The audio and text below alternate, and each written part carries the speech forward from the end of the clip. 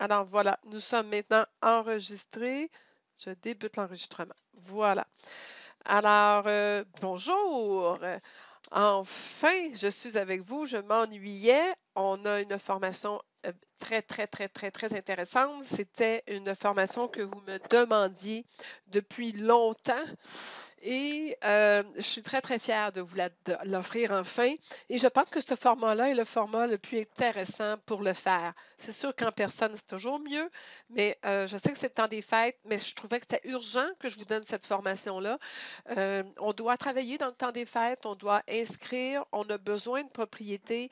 J'espère que vous êtes toujours à l'avance en ce moment là-dessus. C'est clair, si vous voulez faire de l'argent cet hiver et ce printemps, ça vous prend des inscriptions et j'enseigne beaucoup, beaucoup comment faire de la prospection. Aujourd'hui, je vous enseigne comment présenter chez un client. Je vous donne un paquet d'outils. Je pense que vous allez triper parce que moi, j'ai tripé à monter cette formation-là. Il y a à droite dans votre menu un petit écran où vous pouvez, c'est marqué chatter. Je ne sais pas si tout le monde le voit bien. Vous pouvez, en cliquant sur la barre droite, ça ouvre ou ça ferme, dépendant. Vous pouvez poser vos questions là. La question va être posée, que tout le monde va la voir. Voilà, Geneviève, merci. Alors, vous pouvez poser vos questions là, me faire des petits allos, des petits coucous. Je ne regarde pas sans arrêt là, mais j'essaie d'y regarder souvent. Mais c'est sûr que j'essaie aussi beaucoup de regarder la caméra pour que vous me voyez et m'entendez et que ça ne soit pas plate et que vous ne tombez pas endormi sur votre bureau. Alors, c'est l'endroit pour poser une question urgente, mais la plupart des questions vont être répondues à la fin. Alors, on regarde une demi-heure à la fin. Si tout va bien, il devrait rester un gros 20 minutes, une demi-heure pour les questions. Et je ne suis pas le genre de personne non plus qui se pousse après. Alors, s'il y a d'autres questions, le téléphone est toujours là et vous pouvez aussi m'écrire des courriels. Alors, la formation est pratico-pratique et je vais passer vite sur certains sujets parce que je ne vais pas répéter ce que j'ai déjà donné dans d'autres formations. Mais je vais surtout m'étendre sur le sujet d'aujourd'hui, c'est comment faire une présentation chez le client, exemple AVPP, ce que j'appelle le client vendeur. Il va être masculin pour le restant de la présentation, mais je sais que vous présentez des fois des femmes.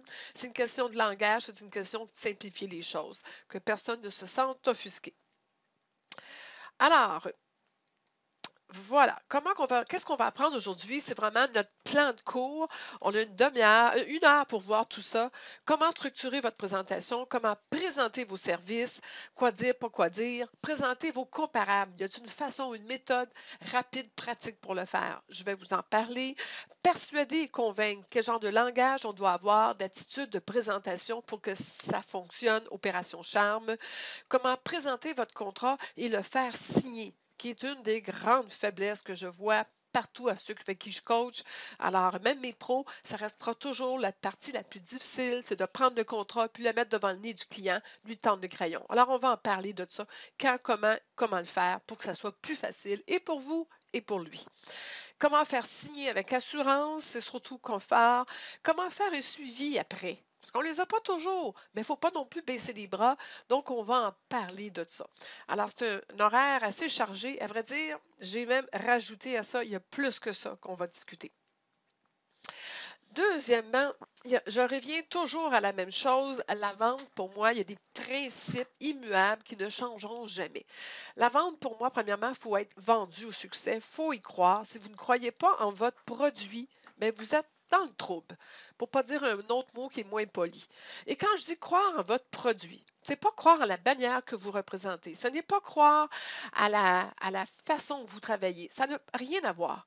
Le produit que vous allez vendre chez un client est vous-même. Vous-même et vos services. La personne doit carrément tomber en amour avec ce que vous représentez et ce que vous allez projeter. J'y crois fermement. J'ai déjà le produit et l'émotion par rapport au produit est définitivement l'élément déclencheur de on achète ou pas. Si vous mettez une sacrée belle voiture, une grosse charge et un coup de foudre, puis que j'ai l'envie de l'acheter. Alors, on s'entend, ce n'est pas une voiture que vous présentez à vos clients, c'est vous-même. Alors, il faut que cette personne-là, on sente qu'elle est vraiment une coche au-dessus, sûre d'elle, confortable, parle avec professionnalisme, se présente avec professionnalisme, et ça fait toute la différence. D'ailleurs, la plupart d'entre vous ont cette qualité-là innée. Pour être courtier immobilier, ça prend des gens qui sont bavards, mémères, qui se présentent bien, qui ne sont pas gênés, qui ont du courage. Et en général, c'est une des qualités que vous avez, sinon vous ne seriez pas dans ce métier-là. Alors, bon, d'y croire, donc croire en vous. Créer le rapport. Il faut qu'on sente que quelque part, il y a une chimie. Est-ce qu'on doit être ami avec nos clients? Non. On est là pour faire une relation professionnelle, faire la différence entre les deux. Qualifier les besoins. Est-ce que j'en parle pas assez? Lorsqu'on fait de la sollicitation, on fait quoi? On pose des questions avec les questions clés. Qu'est-ce qu'on fait lorsqu'on arrive dans la propriété? On recommence. On va en parler tantôt pour mieux qualifier les besoins. Si on connaît les besoins, les craintes, les anxiétés de nos clients, ça va être plus facile tantôt de travailler avec ces informations-là. On doit présenter, mais présenter, il y a une façon de le faire. C'est plus l'ancienne façon où on présente je suis beau, je suis bon, je suis le meilleur. Ça ne marche plus, surtout pas avec les jeunes d'aujourd'hui. Ça fait longtemps ils vous ont appelé ou vous ont accepté que vous soyez chez eux, que vous rentrez chez eux, parce que ce tri-là est déjà fait. Ils ont fait leurs recherches, sont allés sur LinkedIn, sont allés sur Facebook, sont allés voir votre site web. Ils ont déjà une idée avant que vous rentriez là de qui vous êtes. Alors, ne prenez pas du temps à vous présenter. Ce n'est pas ça qu'ils veulent entendre. On doit fermer, donc ça veut dire oser demander la commande. On doit répondre aux objections, ça arrive tout le temps. On doit encore demander s'ils veulent signer avec nous. On doit répondre aux objections, c'est normal, il va résister, on va en parler tantôt.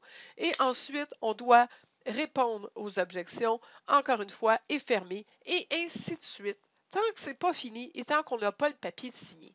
Et ça a l'air facile à dire, mais je sais que ce n'est pas facile à faire. Mais les outils que je vais vous donner aujourd'hui vont vous donner finalement tous les trucs que vous avez besoin. Ça va vous outiller, vous allez voir. Alors, il faut savoir fermer avec conviction. Donc, vraiment être au top de sa shape là-dessus. Mais il y a une chose qui est importante. Optez pour une attitude zen, zen, zen, zen. OK? Je l'ai déjà dit, c'est la même petite diapositive que quand j'ai fait la formation sur les objections le mois dernier. L'écoute paye, le calme paye, le silence paye, l'empathie paye, la patience paye, puis l'expérience paye. Il y a quelque chose qui n'est pas écrit, c'est que parler, ça ne paye pas.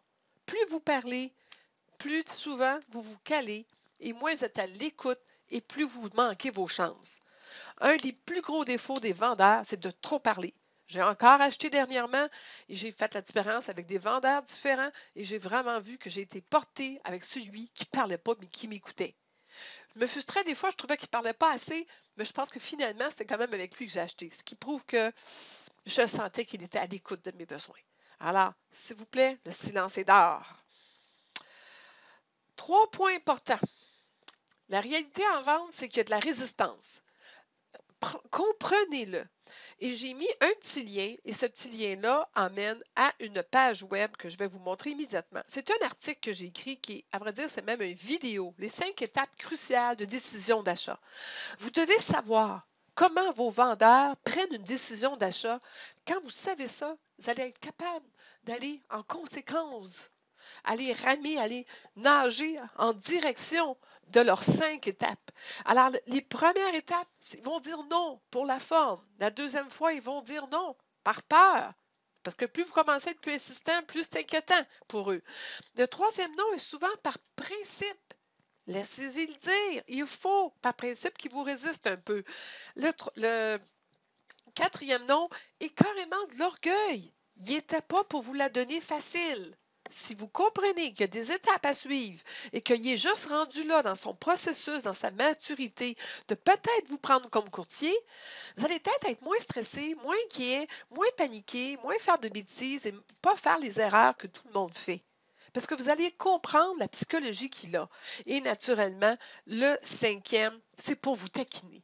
Les gens ne savent pas comment vous dire oui à la fin. Surtout quand ils ont résisté, il faut leur trouver une façon de leur faciliter la tâche pour être capable d'être confortable et pas perdre la face.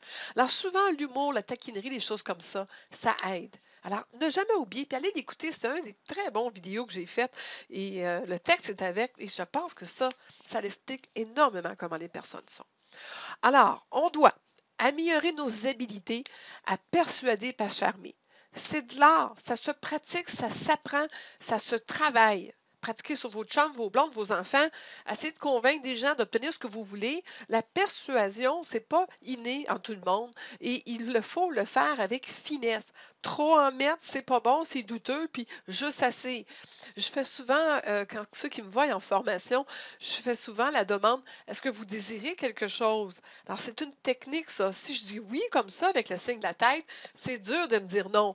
Quand vous faites ce genre de truc-là à vos clients, c'est la même chose. Si vous êtes là devant eux, puis tout va bien, vous comprenez, c'est agréable, seriez-vous intéressé à faire affaire avec moi? Voulez-vous qu'on procède? Voulez-vous qu'on regarde ensemble pour commander le photographe demain? Ça, c'est toutes des façons de faciliter la tâche pour lui demander de signer votre document, puis lui enlever l'inconfort de sentir un peu toto de vous avoir résisté jusque-là. Alors, le oui comme ça, c'est une façon de persuader. C'en est une technique. Il y en a d'autres techniques qu'on peut utiliser. Et j'ai essayé de vous en montrer beaucoup, mais c'est sûr que dans les tonnes de formations que je donne, vous allez en apprendre une tonne. Demandez à ceux qui les ont faites, ils vont vous le dire. Je suis très généreuse là-dessus. Autre chose importante, contrôlez votre petite voix. C'est sûr que si vous êtes dans votre auto, avant de rentrer, dans propriété, puis là, vous dites, il va bien avoir 10 cartes d'affaires sur la table. Il a dû appeler 3-4 agents, dont le meilleur du quartier avant moi. Il va bien me demander de couper ma commission. Puis si vous vous dites tout ça, vous rentrez avec le pied gauche dans la propriété. Hey, réglez ça, là. La petite voix, là, parlez-y, là, dites là. Dites-lui que que vous voulez faire fort, que vous êtes capable, puis que vous êtes capable de le faire. Et écoutez mon CD, les affirmations, ça va vous aider. Mais nettoyez votre tête avant de rencontrer les gens. Rentrez là avec du positif, avec comme un lion prêt à foncer et prêt à combattre toute animosité, objection, réaction, réjection. Soyez déjà prêt et fort. Soyez confiant. Ça fait toute la différence dans l'approche. Parce que moi, j'ai déjà vu un client arriver, un courtier collaborateur qui arrive présenter son offre d'achat. Il tenait le crayon, là, puis il tremblait comme ça. Ben, c'était pas fort, sa présentation, là. J'avais hâte qu'il finisse, parce que le vendeur aussi. C'était pas très convaincant. Donc, vous devez avoir l'air de gagnant. Alors, soyez zen aussi. Vous savez, il ne faut pas être attaché. Ils disent en anglais, don't be attached to the outcome. Il ne faut pas être attaché à la fin des fins. Ça veut dire que ça se peut que vous ne l'ayez pas. Puis ça, on n'en meurt pas. L'important, c'est d'en faire beaucoup de présentations pour en convaincre un. On en a toujours qui vont dire non. Puis ça, c'est pas grave. On fait des appels le lendemain, puis on va avoir d'autres rendez-vous, puis on continue. Si on est trop attaché, trop arrivé là avec trop peur, trop désespéré, c'est là qu'on le perd. Alors, d'être zen, il ne faut pas paniquer. On sait bien répondre, on sait comment se faire, on arrive préparé avec les outils que je vais vous montrer et ça va être facile. Alors, ce sont quand même des habiletés à pratiquer, naturellement, avec le temps. Pas demander à Tiger Woods d'être le meilleur au golf, tu sais, quand il a commencé. Et il a pratiqué pendant des heures et des heures et des heures. Alors, à force de jouer, à force de faire des tournois, mais il commence à être bon. Il est pas mal bon même. Alors, avez-vous autant de tournois, de conversations, de rencontres avec vos clients en arrière du collet que lui en a? Alors, c'est peut-être ça que vous avez besoin, c'est d'en faire beaucoup. OK? Facteur à considérer. C'est pas de la chance. OK? Vous travaillez fort pour l'obtenir. Alors, on dit toujours, ah, j'étais chanceux, j'ai eu un listing. Non, crime pas. Fait combien d'années tu fais des appels? Fait combien de semaines que tu fais des présentations? Fait combien de clients tu rencontres à vie? Fait combien de formations tu fais? Non, il n'y en a pas de chance. OK? C'est du travail, c'est du travail acharné. Tiger Woods, il n'est pas chanceux parce qu'il a gagné un tournoi. Fait des années qu'il travaille, qu'il s'entraîne pour être bon. OK? Les clients ont toujours les mêmes objections. OK? Le terrain de golf de Tiger Woods, il est toujours le même. À un moment donné, il tourne à droite, tourne à gauche, puis il y a toujours une coupe de trappes de sable, mais il passe à travers les trappes de sable. Ça fait partie du jeu. Son but, lui, c'est s'en aller sur le vert. Mais c'est la même chose pour vous autres. Les objections, là, c'est des trappes de sable sur votre terrain. Mettez ça de côté. Paniquez pas parce qu'il y a une objection. C'est le chemin à suivre, puis parfait. On passe par-dessus, puis on continue. On s'en va où, nous autres? Dans le trou. Direct là, c'est là qu'on veut aller, tout ensemble. Ils ont leur réalité et leur perception. Et en rien, ça va ressembler à la vôtre. Vous faites des présentations, vous connaissez le vocabulaire, c'est votre métier. C'est normal qu'eux aient une idée de ce que vous faites, une perception. Ils ont entendu des oui-dire. Qu'est-ce que ça va vous apporter de plus de vous battre avec sur ces perceptions? Zéro. Zéro. Il ne peut pas apprendre tout ce que vous savez comme professionnel, votre client, à la rencontre que vous faites. Oubliez ça d'essayer de vous argumenter avec, de vous ostiner avec, de faire tout ça. Vous perdez votre temps. Alors, la meilleure chose à faire dans une situation semblable, c'est simplement d'être à l'écoute et de continuer le travail que vous devez faire. Continuez le chemin, continuez à expliquer puis à atteindre votre but. Parfait? Approche facile avec la technique des réponses. OK? Ce webinaire-là, il est fait, il est en bande, il est enregistré. On l'a fait le mois dernier. Il dure 1 heure et demie. J'ai eu des remarques incroyables. Et franchement, hyper contente des résultats que j'ai eus. Vous avez été très charmants. Vos questions sont pertinentes. Ce webinaire-là est mis dans le club Auto-Succès. Ça coûte 17$ par mois. Les autres webinaires sont là. Allez les écouter. J'ai donné une formation d'1 heure extraordinaire. Puis le premier mois, il est gratuit à 17$ par mois. Alors, il n'y a même pas de raison, vous n'y allez pas. Allez toutes les écouter dans le mois de Noël. Hein. Vous avez un petit peu plus de temps pour vous autres, après que les tartes et les tortillas soient faites. Allez écouter. Inscrivez-vous, vous avez un mois gratuit, puis écoutez tout, vous cancellerez après. Ça ne me dérange même pas. Ce que je veux, c'est que vous sachiez que c'est là pour vous et que vous devriez peut-être le réécouter comme à tous les mois. Parce que ça fait du bien d'entendre ce genre de document-là, ce genre de formation-là. Alors, ce n'est pas la formation d'aujourd'hui. Je ne vais pas parler des réponses clés, mais on va parler de tout le processus de comment présenter. Ne pas s'acharner, ne pas être en mode défensif. Il y a qui veut faire affaire avec quelqu'un qui défend sa commission, qui défend sa profession, qui défend, qui parle en mal des autres, puis que tout ça? Personne. Le vendeur, ce qu'il veut à côté, c'est quelqu'un qui lui dit, regardez, monsieur le vendeur, je vous prends par la main, là, puis vous et moi, on va faire une transaction agréable ensemble. Moi, je suis là pour vous aider, vous faciliter la vie, je suis une professionnelle. Un des plus gros défauts des courtiers immobiliers, une des raisons pourquoi ils manquent carrément leur présentation, et les gens me le disent, moi j'ai des amis qui ont fait venir des courtiers, ils me le disent, c'est parce qu'ils se mettent à s'ostiner avec eux autres. Et le monde haït ça. C'est la dernière chose à faire, c'est de s'ostiner avec votre client. Vous n'avez pas de leçon à apprendre à vos clients. Vous devez seulement démontrer que vous savez ce que vous faites, vous savez où vous en allez. Vous ne voyez pas un médecin en train de s'ostiner avec vous sur les techniques qu'il utilise sur la médecine alternative, sur les médecines douces, sur l'acupuncture. Vous ne voyez pas le médecin en train de défendre à mort. Jamais allez le voir. Mais il va dire, regarde, si tu veux me suivre, moi je peux te faire soigner, prends rendez-vous telle place, fais telle affaire, suis-moi là, signe en bas, tu vas voir, ça va se faire. C'est comme ça qu'on écoute aussi. Alors, d'être sur le défensif, c'est la mort d'un courtier immobilier. Il faut trouver celui qui veut vendre aussi. Pas convaincre celui qui ne veut pas vendre.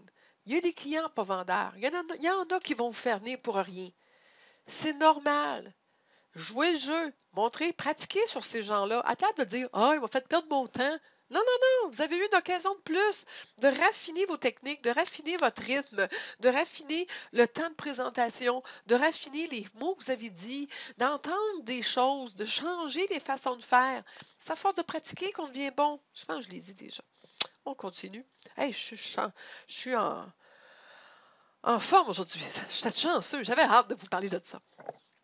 La méthode de présentation que je vous recommande. Premièrement, on va y aller avec des questions. Je vais vous les montrer tantôt. Deuxièmement, démonstration. Après, écoute des objections. Réponse, fermer la discussion, faire signer.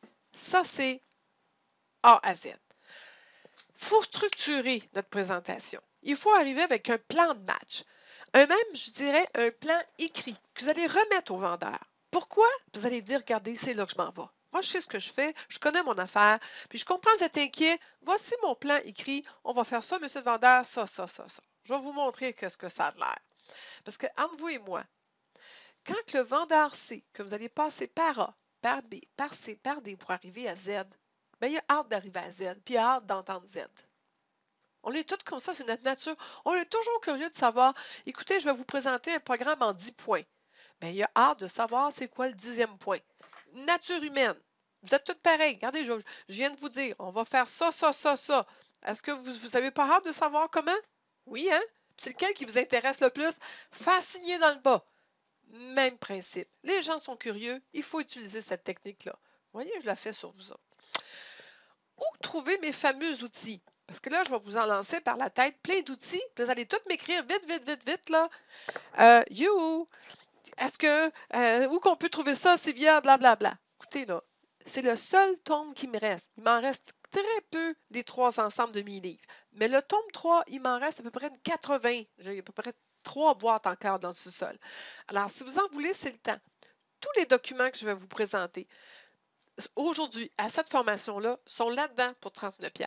Alors, franchement, là, arrêtez de courir à gauche et à droite, puis écrivez-moi pas pour l'avoir, là. Non, non, non. C'est là. Dépensez sur vous-même, parce que je vais vous montrer 10 documents. Ce livre-là, il y en a 100 documents. Alors, je pense que quelque part, vous feriez un bon investissement. Alors, c'est sur le site web, les outils Mot Succès, 39,95. Vous ajoutez au panier et vous allez le recevoir dans les à peu près 48 heures ces temps-ci. Donc, premier document. Mon document préféré. On ose leur poser des questions. Souvent, j'arrive dans la propriété, je dépose mes choses tout de suite sur la table de salle à manger ou de cuisine, de dinette, dépendant de la grandeur de la maison. Je prends tout de suite une chaise, je mets mon manteau, ma valise et sur la table, je dépose un dossier. Dans mon dossier, il y a déjà un contrat de courtage, mon CMA que je vais vous montrer tantôt, mon analyse comparative. Il y a déjà des documents dedans, dont celui-là. Et là, je dis à mes clients, me permettez-vous, je vais aller visiter la propriété, mais comme un acheteur le ferait. Parce que moi, c'est ça que je fais avec des clients. Les week-ends, et naturellement, je suis habituée de voir comment ils voient une propriété. Je sais ce qu'ils recherchent et j'ai besoin de voir si votre propriété répond à ces besoins-là. Vous n'avez pas besoin de m'accompagner, honnêtement, pour les tenir occupés parce que je ne veux pas qu'ils m'accompagnent. Je sors ce document-là. Des fois, quand je sais que j'ai un couple, j'en sors même 2 et je leur mets ça devant le nez puis je leur dis, regardez, en attendant que je fais le tour de la propriété avec mes yeux d'acheteur, remplissez-moi donc ça rapidement. Ça prend 2 minutes, vous avez déjà des petits ronds. On parle de non inquiet à très inquiet et toute la question est là. Quelles sont vos inquiétudes? Vous êtes capable de lire, vous le voyez, des questions qui sont directes et très pertinentes. C'est quoi? C'est-tu la MLS qui vous inquiète? La qualification des acheteurs? Ma commission? Comment payer ça? L'explication des procédures, la publicité, la mise en marché, les visites libres, les inconvénients, les exclusions. Voyez-vous, tout est là. J'ai tout pris la peine de mettre. Pourquoi? Je veux leur faire face. Je veux leur faire face tout de suite à une vraie situation. Ça prend 2 minutes pour eux remplir ça. Et moi, j'ai le temps de rapidement faire le tour de la propriété. Vous le savez, on en a visité, je ne sais pas combien de maisons. Moi, j'en ai visité comme des milliers à vie. J'ai plus besoin d'aller rentrer dans un garde-robe pour voir ce que ça a l'air un garde-robe. Si vous visitez la maison avec le propriétaire, bien, il vous montre ses thermostats électroniques, là, puis il vous montre sa fournaise, puis il vous demande les garde-robes. Moi, ça ne m'intéresse pas vraiment parce que vous savez que ce n'est pas ça qu'on vend. C'est sûr que j'ai un walk-in dans une chambre qui est extraordinaire. Je vais aller le visiter, mais je veux dire, je n'ai pas besoin de rester 2 heures dedans pour l'examiner puis l'apprécier. Alors, je suis capable de faire la tour de la maison comme très rapidement et je reviens m'asseoir. Et là, lorsque les gens me remettent ça, du premier coup d'œil, est-ce que vous pouvez imaginer que du premier coup d'œil, je suis capable de voir c'est quoi qu'ils ont encerclé? Vous voyez, là, si je vois que ici, ça ne les inquiète pas pantoute, mais que là, hop, à la commission des agents, là, il y a un gros cercle là, puis bon, le service, les clés, ça les stresse, puis la négociation ne sont pas bons, puis le prix de vente aussi, ah, ben ça, non, ils ont leur idée faite, ça ne les inquiète pas, là, ils savent, là.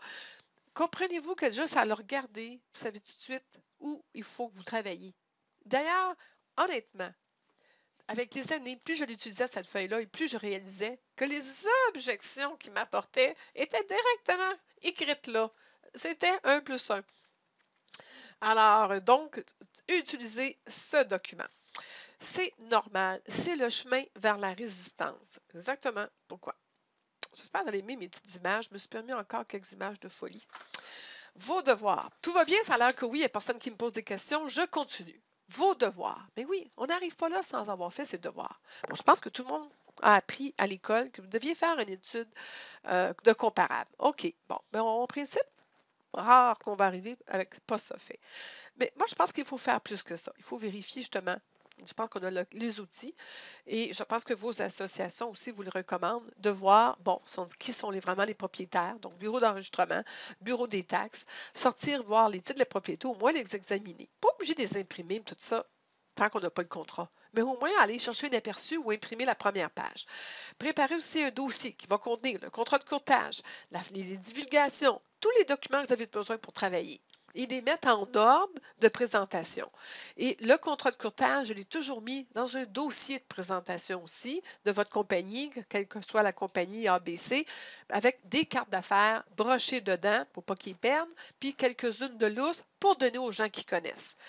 On prend tout ça, on met ça dans le dossier et quand j'arrive sur la table des gens, une des premières choses que je fais, c'est de sortir le contrat de courtage, le faire déborder, dépasser, comme si par accidentellement il sortait du dossier. Pourquoi je fais ça? C'est simple, je me suis rendu compte qu'il y avait peur du contrat et que plus vite on réglait ce problème-là, tôt en début de présentation, c'est comme gênant en début de présentation de résister là-dessus. Ils vont le voir, ben là, ils vont, puis ils vont dire, ben là, ça ne sert à rien, là, je ne signerai pas rien tout de suite. Ah non, regardez, non, faites-vous-en pas. Puis vous le tassez, puis vous le sortez un peu plus. Il faut qu'il s'habitue mentalement à le voir. Il doit l'amadouer. Il doit voir ce document-là comme pas quelque chose qui va lui faire peur.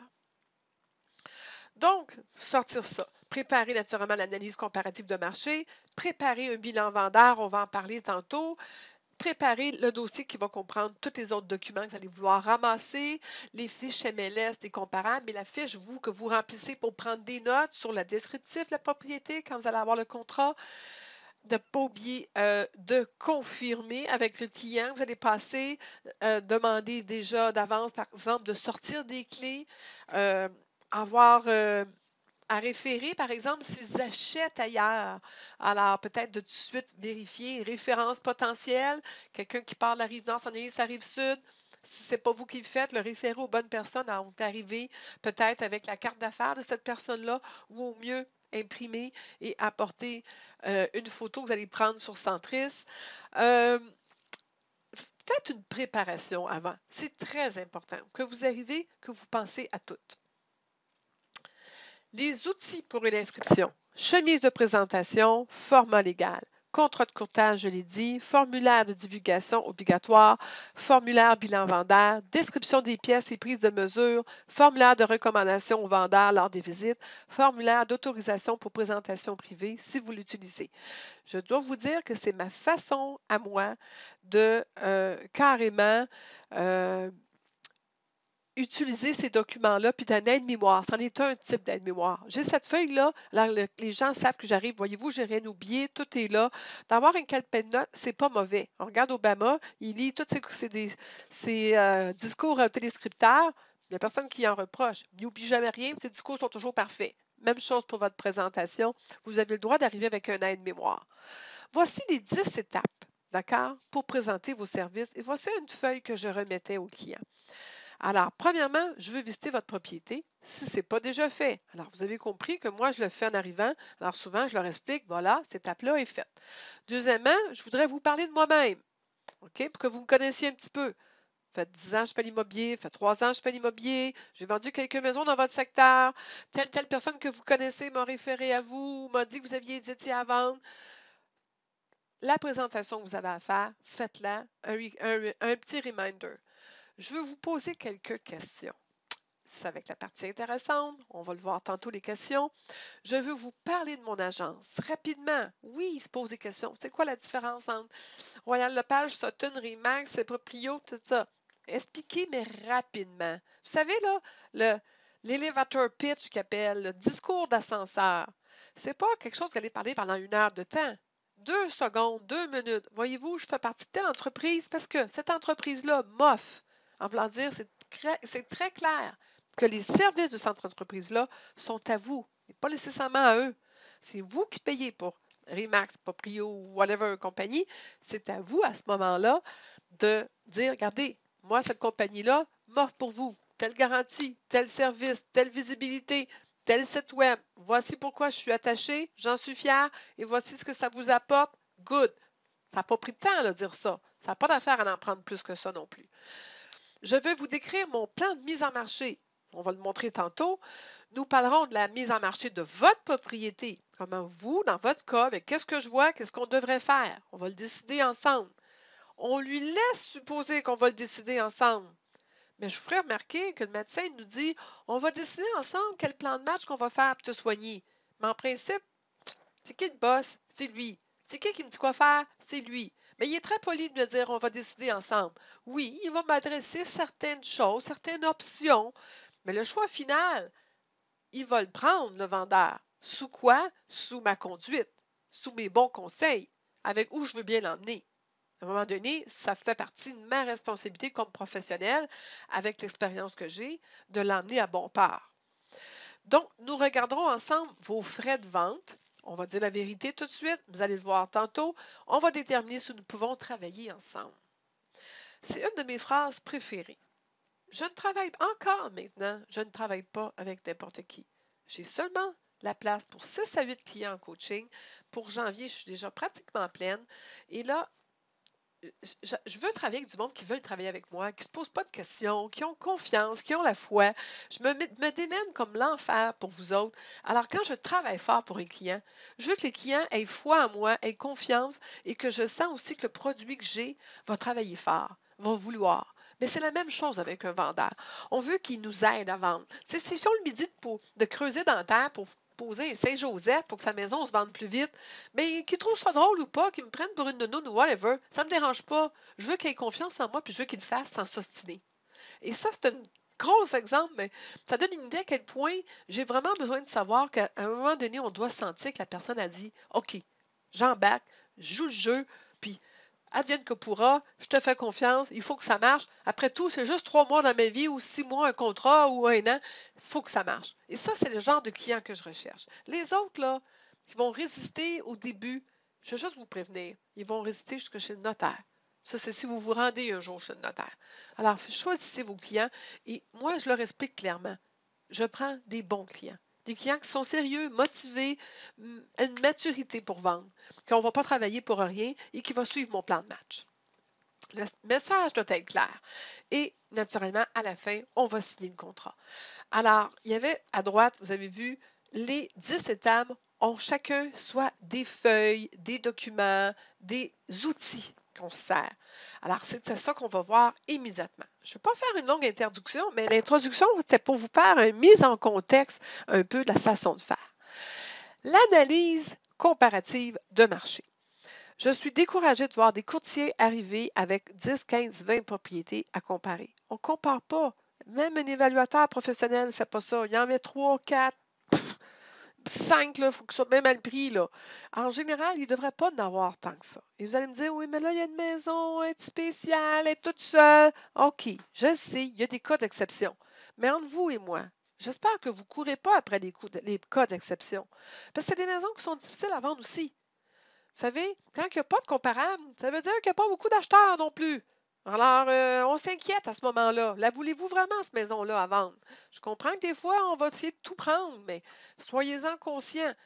Moi, quand j'ai des comparables puis que j'en ai 10 de vendus dans le secteur, puis 10 à vendre en compétition, ça regarde bien. On parle de marché d'équilibre, on parle qu'il y a une demande pour, on parle qu'il y a du roulement, donc on parle de petits pains chauds, comme je dis souvent à tout le monde. J'aime mieux vendre des petits pains chauds que des gâteaux de mariage, pas vendables en poussiéré en haut de la pâtisserie. Alors, des petits pains chauds, ça nous en prend. On prend les comparables les plus près et les plus semblables qu'il y a. Il doit y avoir quasiment du copier-coller. Plus ils sont semblables, plus notre propos est bon, plus notre expertise est bon, plus notre estimation est bonne. C'est aussi simple que ça. Je ne ferai pas un cours à parité aujourd'hui. Vous l'avez fait, votre cours à l'école. Donc, d'avoir 3, 4 bons comparables. Vous allez voir, j'ai toujours des comparables à vendre. Pourquoi? C'est la compétition aujourd'hui. Les comparables vendus, c'est la réalité. C'est qu'est-ce que quelqu'un a payé dernièrement pour une propriété comme la vôtre, monsieur le vendeur. Mais alors ça nous donne l'idée du bas prix, du prix du marché, mais la compétition aussi compte. Combien de personnes sont à vendre? Quel prix qu'ils demandent? Parce que votre maison, là, c'est comme les voitures automobiles. Si vous allez voir pour acheter une auto ce soir, vous faites 3 concessionnaires. Où sont les chances que vous arrêtez? Où est-ce qu'ils vendent moins cher? Où est-ce qu'ils vous font un meilleur deal? Où est-ce que vous en avez plus pour rapport qualité-prix?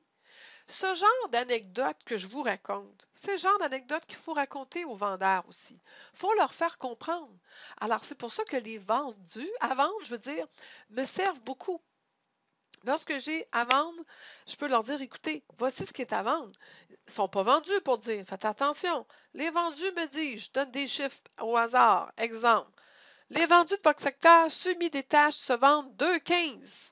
Et on en a 3, 2,12, 2,15. Oh, on a un qui a une piscine creusée, mon Dieu, en plein été, c'est vendu 2,20. Je pense que la personne a tombé en amour, pas décidé de payer le prix pour la piscine creusée. Parfait. Mais ça reste que vous n'avez pas de piscine et on parle de 2,12, 2,15. Il y en a 3 à vendre. Il y en a un à 3, 2,19, un à 2,25 puis un à 2,30. Ah, ben moi, je pensais me mettre à 2,30. Ben oui. Mais je vous avertis, ils se sont vendus à 2,15. Le plus cher, avec une piscine creusée que vous n'avez même pas, c'est vendu 2,20, monsieur le vendeur. 2,30, je pense qu'on risque peut-être de perdre notre temps. Peut-être que la réalité, ce serait le fun, je comprends, vous avez besoin de votre argent pour acheter, vous avez besoin de plus de profit possible. Je sais que la commission payée au courtier, j'aimerais vous remarquer qu'ils en ont toutes payé, ils ont tous une commission au courtier inclus dans le prix qui est affiché. Donc, c'est comme ça, c'est ça que ça vaut. Il faut oser dire les vérités, il faut oser leur faire face à leur réalité. Ça compte énormément pour ne pas perdre de temps. Vous allez me dire, oui, mais là si je fais ça, j'en signerai jamais. On ne dit pas qu'on ne peut pas faire certaines exceptions. Vous avez un bijou, il y en a une piscine creusée, la maison est impeccable, puis il veut se mettre dans le haut, dans les plus chers vendus. Il n'y a rien qui vous empêche de signer, mais avec une entente que, regardez, comme les derniers se sont vendus 115, peut-être que vous et moi, on pourrait se reparler dans une semaine ou deux. Si j'ai aucun appel, si j'ai aucune demande de visite, si j'ai aucune action sur la propriété, c'est parce qu'on n'est pas dedans, alors on va se dépêcher. Parce qu'il y a quelqu'un quelque part qui attend pour une maison comme la vôtre. Alors, elle va se vendre tout de suite, rapidement, dans les prochains mois. Mais si on n'a pas d'activité en partant, on n'a pas de curieux, on n'a rien, on manque notre coup, puis on ne veut pas brûler votre maison, monsieur le vendeur. Ce n'est pas le but. Alors, il faut qu'on soit raisonnable puis qu'on affiche au marché. Et quand ils ne comprennent pas ça, c'est bon d'aller leur dire, écoutez, si je partais magasiner avec vous, là, puis que je vous montrais là, 4 maisons, toutes des prix différents, est-ce que vous aimeriez toutes les visiter? Oui, probablement. Mais est-ce qu'en les visitant toutes, vous seriez capable de dire, ouais, il demande cher, lui? Probablement aussi. Puis vous serez capable de dire, hey, mon Dieu, j'en ai pour mon argent, qualité rapport prix, lui, vraiment, c'est une bonne affaire.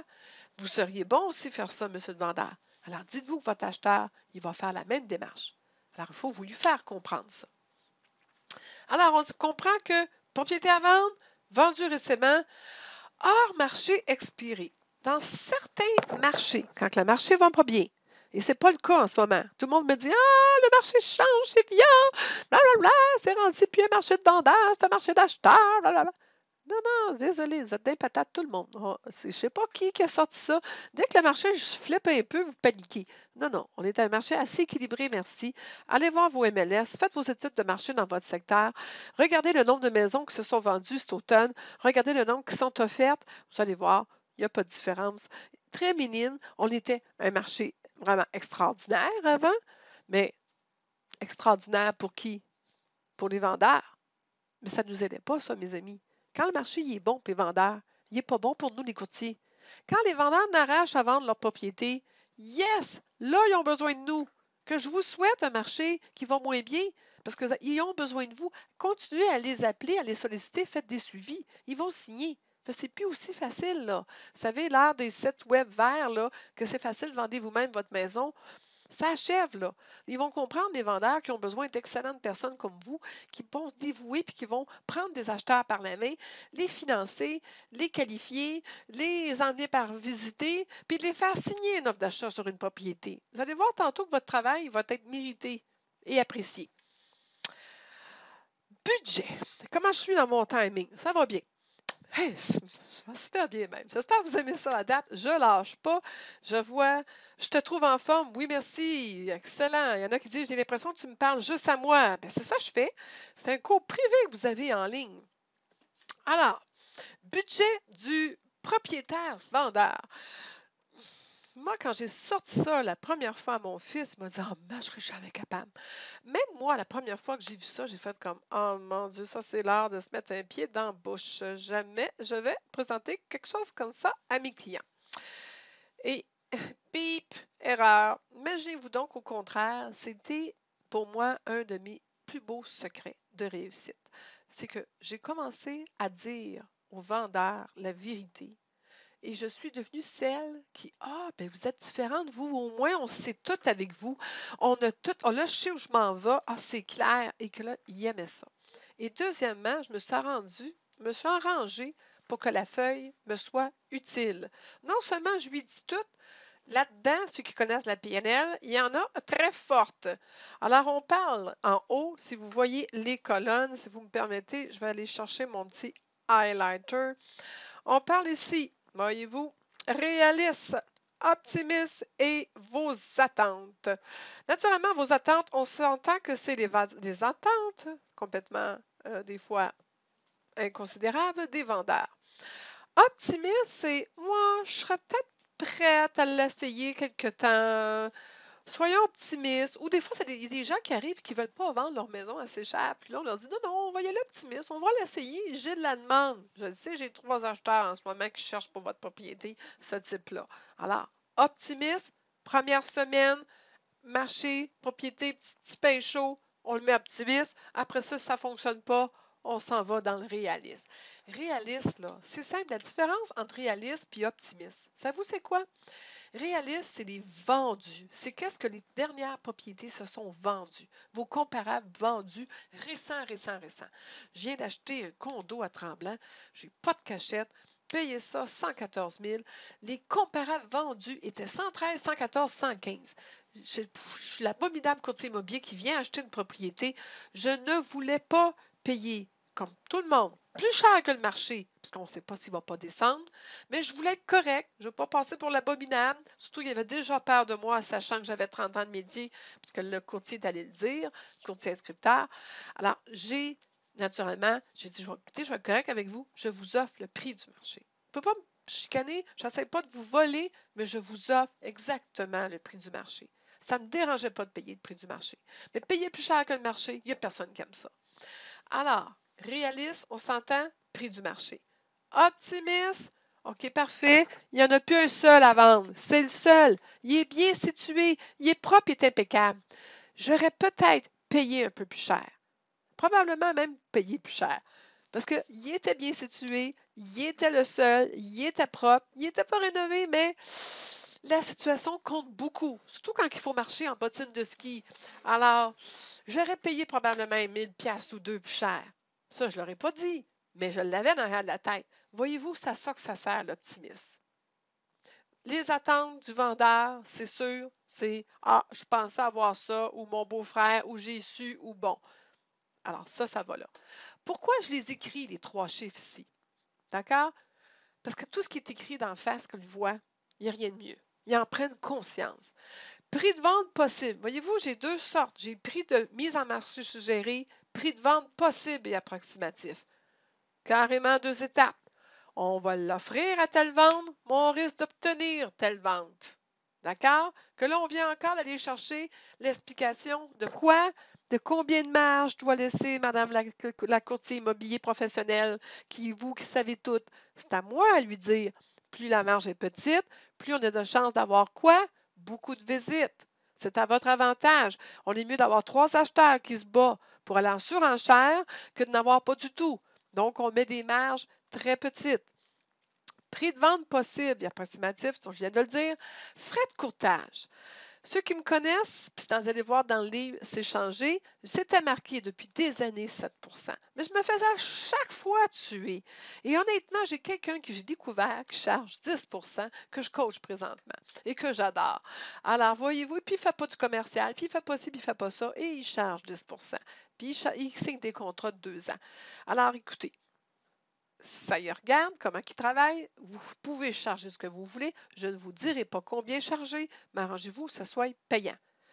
On en reparlera plus tard, ce n'est pas le sujet d'aujourd'hui, mais mettez-le tout de suite. Calculez-le, mettez le chiffre là dans les 3 cases. Mettez les taxes. Bon, là, je n'ai pas mis de chiffre, il augmente à chaque année au mois de janvier. Mettez les taxes, calculez-le. Total frais de courtage inclus en taxes. Mettez-y tout de suite. Qu'ils fassent face à la réalité. On ne peut pas vendre quelque chose qu'ils ne savent pas, puis patiner, puis faire assemblant. Puis après ça, quand ça arrive, là, on est à l'offre d'achat. Là, il dit, fais-moi des calculs. Et là, il réalise, puis bang, il jamme, il ne veut plus vendre.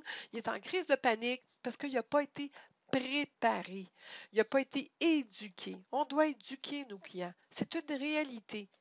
Alors, éduquez-le tout de suite. Ce qui est intéressant, c'est que comme le pourcentage de commission, que ce soit entre 5, 6, 7 ou 10 ça reste minime avec les 3 colonnes. La différence là, là, là est souvent la même que là, là, là. Ça veut dire qu'on parle là, s'il demande 10 000 trop cher, mais en bas, c'est le 10 000 trop cher, ma commission ne fera pas de différence, incluant les taxes, tant que ça.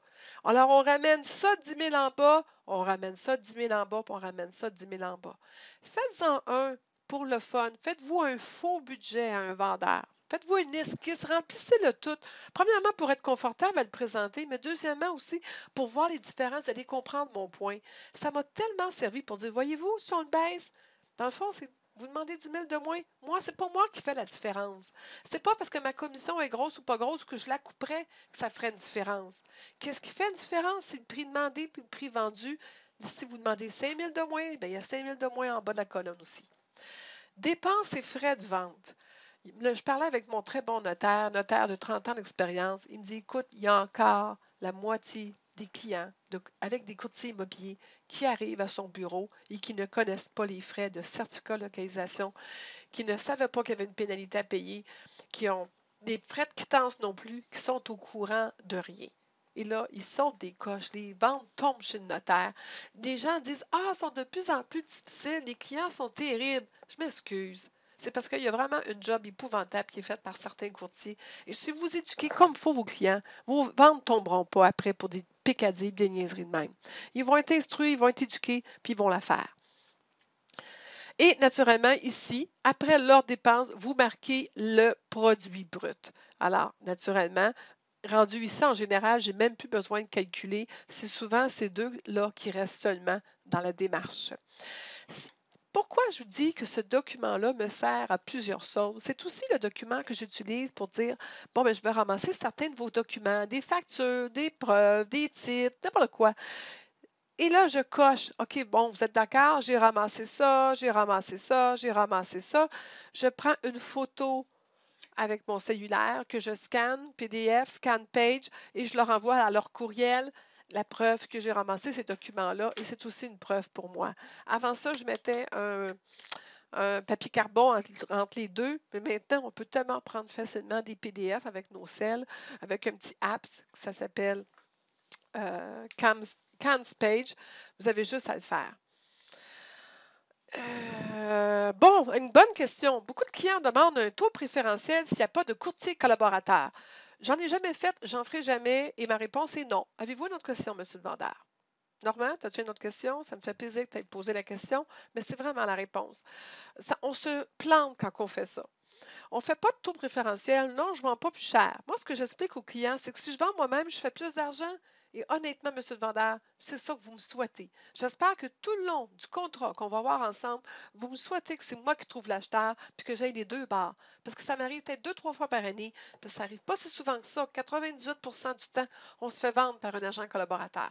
C'est pour ça qu'il faut que je mette une rétribution qui est vraiment très bonne, parce qu'on la partage à deux. Puis vous voulez que l'autre partie, le collaborateur, il vienne, s'intéresse à votre propriété. Parce que si ce n'est pas payant de vendre votre maison, il va aller vendre celle des autres. Mais dites-vous que si j'ai la chance en plus, moi, de vous trouver l'acheteur et de faire le deux côtés, bien, j'espère qu'on va fêter ensemble avec une bonne bouteille de vin. Vous allez être fiers de moi. Parce que vous savez, c'est de la job, là. Je fais autant la job en ce moment-là de représenter l'acheteur que de vous représenter vous. Je deviens la personne, là, vraiment hyper professionnelle, éthique, médiatrice. C'est tout un art, puis je vous le souhaite, puis je me le souhaite, puis on se le souhaite que ça nous arrive. C'est comme ça que je réponds à ça. Et je vais vous dire, quand j'embarque les clients là-dedans, ils sont là, « Oh oui, on aimerait ça que ça t'arrive. Oh oui. » J'ai jamais eu de résistance là-dessus. Tout est dans la façon de présenter les choses. Alors, voilà le premier. Je vais juste, c'est vrai, je ne suis pas capable de changer de page. Voilà, si je ne fais pas ça. Deuxième page. J'espère que mes images vont vous faire rire, mettre de la gaieté dans votre vie. Comment persuader, convaincre? Moi, je pense qu'il faut demander un engagement aux gens, et à tout moment. Et l'engagement ne se fait pas juste à la fin en demandant la signature. C'est, est-ce que vous seriez d'accord de peut-être de me faire des retouches dans l'escalier? Il y a pas mal de pas que c'est mûr. Parce que qu'est-ce que vous avez à faire samedi? Je viens d'organiser votre samedi, monsieur le vendeur. Voici la liste de petites choses que je vous recommande de faire un petit home staging. C'est avec votre projet de samedi, puis vous allez voir, ça va vous aider. Et ça, c'est le genre de choses que je fais qui demande un engagement. Je le mets déjà en état que, ah oui, c'est entendu, je vais faire ça pour elle, donc je vais signer avec elle. Je ne sais pas si vous comprenez que je brise les résistances en devenant avec lui copain, collaborateur. C'est un projet à deux, vous et moi. On embarque là-dedans à pieds joints pour avoir du fun ensemble. Je dis toujours, vous détenez la propriété. Moi, j'en fais la mise en marché. On fait équipe ensemble. Parfait? Alors, hop, je vais effacer les gribouillages, effacer tous les dessins. Ah! Alors, résumé de nos activités de mise en marché. Je ne vous la lirai pas toutes, mais je lui remets. Et ça met clairement les choses. Quand on dit aux gens ce qu'on fait, ils ne nous appellent plus pour des niaiseries, puis ils se sentent confortables. Ils disent, « Hey, mon Dieu, elle sait ce que ça en va. Regarde, elle nous a tout mis par écrit ce qu'elle était pour faire. » Et c'est là que des fois, je dis, « J'en fais pas de visite libre. » Désolée, mais ça ne fait pas partie de mon plan de mise en marché. Moi, je fais des choses que je crois. Et si on a un bon prix, on n'a pas besoin de faire une mise en marché. Il n'y a pas un acheteur qui va manquer votre propriété. On n'a pas besoin d'une visite libre pour trouver des acheteurs. L'acheteur, quand il va voir sur MLS, Centrix, les publicités, tout ce que je fais, quand il va voir votre propriété, ça fait longtemps qu'il l'attend, il va la trouver. Et inquiétez-vous pas, il va la visiter. Mes dimanches, moi, je les passe avec ma famille ou avec des acheteurs sérieux en train de visiter des maisons. Alors, j'explique ça là. Qu'est-ce que sont mes résumés? Je vais la mettre sur MLS, je vais la mettre dans le site web de ma compagnie, je vais la mettre sur mon site web personnel.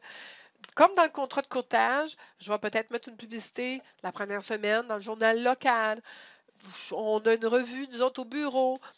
Je vais expliquer qu'est-ce que je fais, mais je limite là à ce que je fais. Je ne m'attends pas à ce qu'ils m'en demandent plus. C'est ça, mon offre de service. Et surtout, j'explique que qu'est-ce qu'il y a en avant de leur maison, c'est que moi, tous les jours, j'appelle à tous les jours des gens. Je fais de la sollicitation, je fais de la prospection, monsieur le vendeur. Et je parle à plein de monde qui veulent vendre. Et en général, saviez-vous quoi? Les gens qui veulent vendre, ben, ils veulent acheter après. Alors, faites-vous-en pas. Si j'en ai un là-dedans qui est intéressé à la vôtre, le fait que je parle à tellement de monde, il y en a une qui va vouloir acheter. Parfait? Donc, voici un peu à quoi ressemble cette feuille. Et pour persuader et convaincre, c'est un cheminement. Je pense que vous comprenez. Je vais juste voir si... Parfait. Comment persuader et convaincre? Ça, je l'ai fait. Elle est belle, cette image-là. Responsabilité et étapes. Quelles sont les responsabilités et dépenses du propriétaire vendeur? C'est sûr que tantôt, j'y ai montré les dépenses, le budget, puis j'y ai montré la vérité. Mais les responsabilités aussi, j'y explique plus en détail. Et des fois, j'ai aussi une autre feuille plus loin qui parle des responsabilités au niveau de, justement, ouvrir toutes les stores de la maison, ouvrir toutes les fenêtres, les lumières, fermer le bol de toilette, le couvert du bol de toilette. Bon, comprenez, moi, là, j'arrive avec une liste, là. Arrangez-vous que quand je visite, ce soit impeccable. Mettre le chien dans le garage ou l'aller le porter chez le deuxième voisin ou le mettre en garderie pour la journée si j'ai une boîte à clés. Donc, tout est expliqué et je leur remets toujours encore là une feuille. Pourquoi? Parce qu'ils se sentent encore, comme je le dis, rassurés. C'est où ce qu'elle s'en va, elle. Je dis les choses. Comment ça va se passer tantôt? Comment ça se passe avec le vendeur? La retenue des fonds. Ça se peut que ça ait changé un petit peu depuis que j'ai fait cette feuille-là. Ajustez-la. Vous avez juste à la mettre avec les règles qui existent maintenant. Mais l'idée est là. Le certificat de localisation. Avant ça, on commandait ça quand on avait une offre d'achat acceptée. Maintenant, on recommande fortement de le faire avant. Et avec raison. Avant ça, on avait un certificat en 4-5 jours. C'est impossible de nos jours, même avec la technologie, pour d'autres raisons, des recherches, des responsabilités que les arpenteurs ont. Alors, important de faire ça immédiatement et d'éduquer le vendeur. Il est sérieux, il veut la vendre. Oui, il y a des dépenses, ça va être une dépense. Puis non, il va falloir qu'il la paye tout de suite. Si un vendeur est prêt à avancer un peu d'argent pour payer certaines dépenses, c'est un vendeur sérieux pour payer votre commission tantôt. On l'éduque un peu à avoir à payer des frais. Mes services ne sont pas gratuits, l'arpenteur n'est pas gratuit, et les autres, le notaire tantôt pour faire une quittance, ça ne sera pas gratuit. La pénalité, la banque, ça ne sera pas gratuit. Et ça fait partie des dépenses de vendre et d'acheter. Mais monsieur le vendeur, j'ai rencontré des clients hier, ils ont fait pareil. C'est tout le monde, c'est pas juste vous. C'est comme ça. Il faut faire comprendre ça aux gens. Next. Comment présenter votre contrat et le faire signer? Je l'ai dit, c'est la partie plus fun. Moi, ça va? Ça va bien. Alors, 2h30, il faut que je me dépêche. Comment présenter? Premièrement, pré-rempli. Remplissez au complet d'avance avant de vous présenter là. Vous n'avez pas le temps de commencer à lui demander c'est quoi son adresse, parce que là, vous l'avez oublié, vous êtes rendu dans la maison, puis des détails. Vous avez déjà sorti les titres et tout, puis le monde me dit, mais oui, mais t'écris quoi? Je marque la liste d'inclusion totale. J'aime mieux barrer des initiales après. Je marque tout ce que je peux mettre, là. Mon nom à moi, la compagnie, le maximum que je peux remplir. Ça fait tout ça qu'on gagne de temps. Parce que quand on est en train de faire signer à quelqu'un, c'est pas le temps de perdre son temps à remplir des petits trous, là. C'est plus le temps, là. C'est sa signature qu'on veut, puis vite. Alors, c'est pas le temps de niaiser avec ça. Alors, on le remplit. Deuxième raison pourquoi je fais ça, c'est que quand je le mets sur la table et qu'il voit qu'il est tout rempli, il voit que je ne perds pas mon temps, que je suis sérieuse. Je vous l'ai dit, il va avoir peur du contrat. Alors, quand je l'ai échappé tantôt sur la table, ce que je ne vous ai pas dit, c'est que je le sors encore un peu plus. Puis plus je parle, plus je suis des papiers, puis d'incomparables, puis plus je fais exprès pour étendre, plus le contrat est devant son visage et il le voit. Puis tranquillement, il le regarde. Puis des fois, vous allez voir, c'est crampant, il se recule sur sa chaise ou il se croise les bras. Puis il fait comme... Là, il se recule, je me demande s'il peut se rentrer plus profond dans son siège. Puis là, après ça, vous y parlez, puis là, il se ramène, puis là, il se penche, puis là, finalement, il regarde, puis il est en train d'amadouer. Il est en train de se raisonner. Vous êtes en train de faire une bonne job. Laissez-le faire. Le sortir dès le début. En parler constamment. Voyez-vous, je vais inscrire au contrat que vous, l'occupation, c'est important, je vais l'écrire tout de suite au contrat, l'occupation. Parfait. Qu'est-ce que vous penseriez de 3 mois après une offre d'achat acceptée? Comme ça, on aurait le temps de se retourner de bord. Ah, une occupation seulement en juin pour les enfants à l'école? Parfait. Occupation juin 2014. Claire, tout de suite, à mesure qu'on parle puis qu'on questionne le client, on remplit pour le mettre dans le contrat. C'est sûr que je ne vais pas l'oublier. Faites-vous-en pas, non, on ne signe pas ça tout de suite, mais c'est mieux que ça soit écrit. On n'aura pas d'oubli tantôt quand on va le signer ensemble. Y référer pour les explications. Ah, ben là, vous allez me dire, c'est quoi mes responsabilités? Ben, voyez, gardez dans le contrat, ça l'explique. Voici vos responsabilités. Y déposer son crayon dessus. Vous arrivez, c'est sûr, il vous attend, là. Il y avait son pad. Tu sais, il arrive avec son pad et son crayon. Mais à un moment donné, là, je prenais carrément son crayon et je le mettais sur le contrat. C'était pas le mien, mon crayon. Les gens sont toujours plus confortables de signer avec leur propre crayon. Alors, je prenais le crayon qui était sur la table et je le déposais discrètement sur le contrat. Visuellement, il ne disait pas un mot. Il recroisait puis il recraquait dans son siège. Et là, tranquillement, je continuais à parler et à expliquer. Puis il se rapprochait. Je me sers du couple aussi. Je parle un peu madame, parle un peu monsieur. Je fais attention de toujours mettre un peu tout le monde complice dans mon travail. On lui demande plus d'une fois de signer. Plus on demande souvent, plus on a des noms, plus on entend les objections. J'ai oublié un détail. En disant ça, je réalise que je vous avais dit que je posais des questions. Vous savez, je posais des questions sur ces inquiétudes.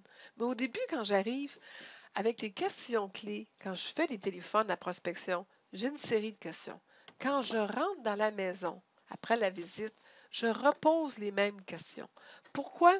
Parce que j'ai réalisé que qu'est-ce que monsieur m'a dit tout seul au téléphone, il ne dit pas la même chose devant sa femme. Et Inversement aussi, des fois, madame m'apprend des choses ou des fois, ensemble, ils se sont parlé depuis, puis soudainement, ça a changé. Donc, raison de recommencer les questions. Où vous voulez déménager? Quand est-ce que vous voulez être là? Pourquoi vous vendez? Pourquoi vous avez essayé vous-même? Pourquoi vous me prendriez comme agent? Qu'est-ce que vous attendez de moi? C'est important, là. C'est là que ça se passe, là. C'est là qu'on est capable de dire yes, j'ai ça pour vous, je peux faire ça pour vous, je m'engage à faire ça pour vous, mais ça, je ne le ferai pas pour vous. Alors, lui demander plus d'une fois, lui tendre le crayon après avoir répondu à sa dernière objection. Mais là, vous allez me dire, oui, mais il n'a jamais de fin. À chaque fois qu'il vous dit, oui, mais là, ta commission, là, un autre courtier m'a dit qu'il te ferait à tant de pourcents. Oui, il a lu ça sur le bord de l'autoroute, là, un Toto qui s'annonce à 1,9, là. Puis là, il dit, oui, oui, mais un m'a dit qu'il le ferait à 1,9. Oui, il s'essaye. Je comprends. Vous savez, d'ailleurs, j'imagine que vous l'avez rencontré, cet agent-là. Parce que je me demande pourquoi vous me feriez venir moi. Parce que moi, c'est clair. C'est pas les taux que je charge. Mais vous savez, c'est comme dans la vie. Il y a une Mercedes, il y a un prêt à payer. Puis des beaux habits, il y a un prêt à payer. Alors, un bon courtier, il y a un prêt à payer. Alors, voilà. Trouvez les réponses aux objections, je le dis, je ne vous donne pas la formation là-dessus aujourd'hui. Elle est déjà faite. Allez l'écouter, allez l'acheter. Là, vous comprendrez ce que je veux dire. J'en ai plein de bonnes réponses pour ça. Mais lui tendre le crayon dès que vous avez fini de répondre.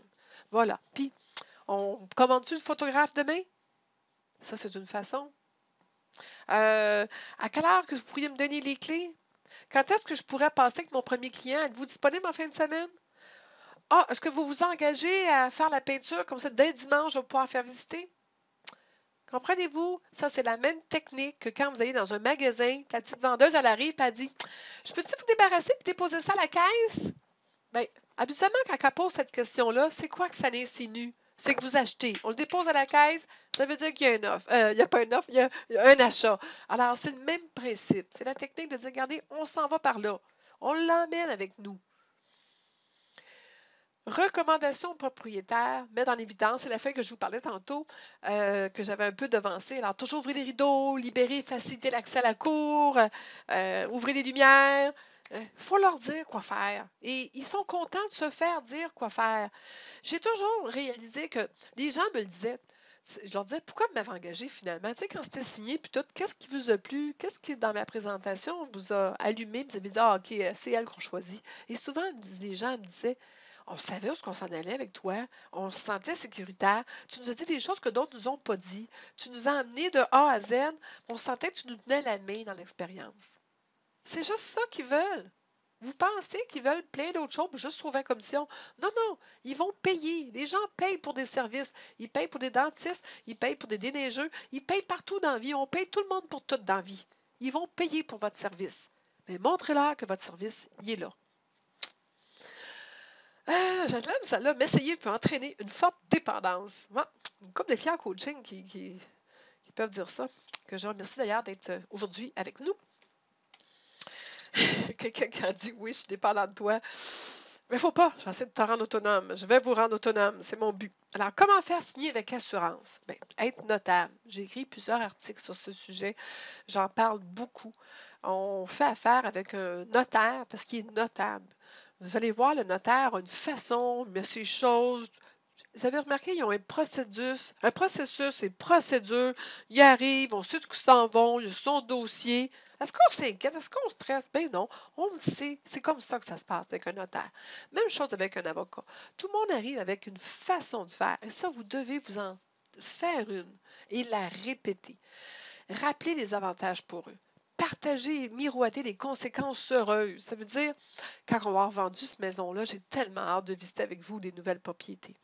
Ça va-tu être extraordinaire quand vous ne serez plus obligé de coucher dans le sous-sol, monsieur? Je pense que là, on est dû pour travailler ensemble. Et comprenez-vous? Essayez d'y faire comprendre, enlever le ouch, pourquoi il vend, puis de lui montrer le wow, yes, avec fait, tant mieux, on va passer à autre chose. Les gens ont toujours d'autres choses. Sachez c'est quoi et travaillez ça.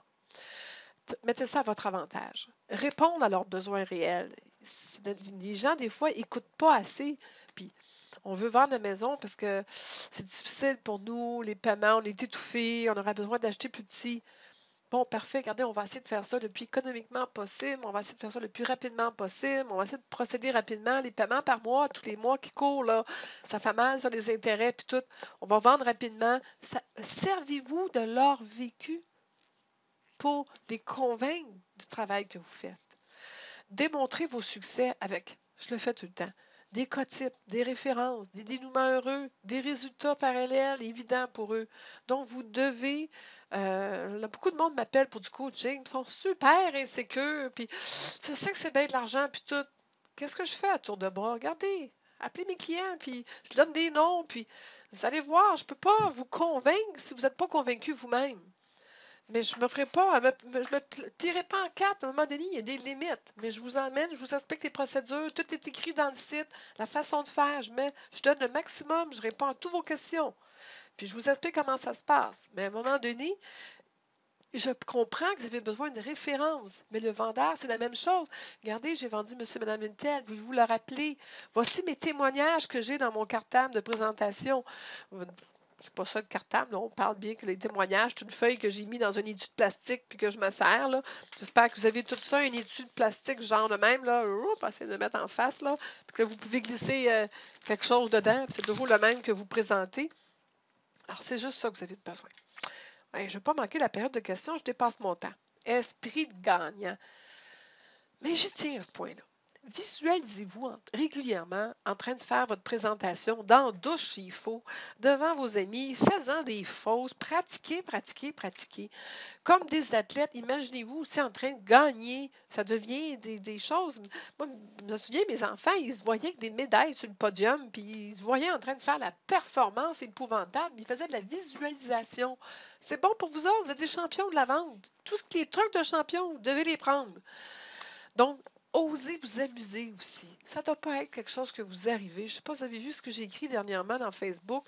La vente, là, ça doit être le fun. C'est comme l'amour. Là. Si c'est dur, c'est pénible, c'est irritant, c'est fatigant, mais c'est parce que vous vous y prenez bien mal. Alors, osez vous amuser, avoir du plaisir à partir de ce moment-là. Vous allez avoir, ça sera plus difficile. Vous n'aurez plus peur d'aller faire des présentations. Vous allez avoir hâte d'en faire. Parce que vous allez même utiliser des trucs qui vont vous dire, ah, yes, je vais faire ça, je vais essayer ça, je vais essayer telle phrase, je vais essayer telle méthode, tu sais, je vais mettre ça avant ça. Je vais sortir le contrat d'arrivant, voir si elle a raison, Sylvia, si ça fait une différence. Et ça, là, vous allez avoir du fun avec vous-même. À un moment donné, là, il faut que vous ayez le sourire aux lèvres et que vous soyez contagieux, passionné. Ça le prend. Les gagnants trouvent des moyens et les perdants des excuses. Je l'aime ça là aussi. En résumé, vite, vite, comment réduire la résistance, les objections? Examinez votre approche. Soyez à l'écoute. Qu'est-ce que vous avez fait de mal? Que dites-vous? Posez-vous les bonnes questions. Avez-vous un bon dialogue? Écoutez-vous assez? Respectez-vous aussi ses craintes. OK? Les entendre, les respecter, avoir de l'empathie et le rassurer. Il a le droit d'être inquiet. Il fait pas ça tous les jours, lui, vendre des propriétés. Avez-vous les outils pour le convaincre? Donc, arrivez-vous solide avec votre façon de faire, votre plan, votre méthode, vos 10 points pour le convaincre? Comprenez-vous son cheminement et sa vitesse de maturité? Pas tout le monde. Il y a du monde qui garde. Moi, arrête de niaiser.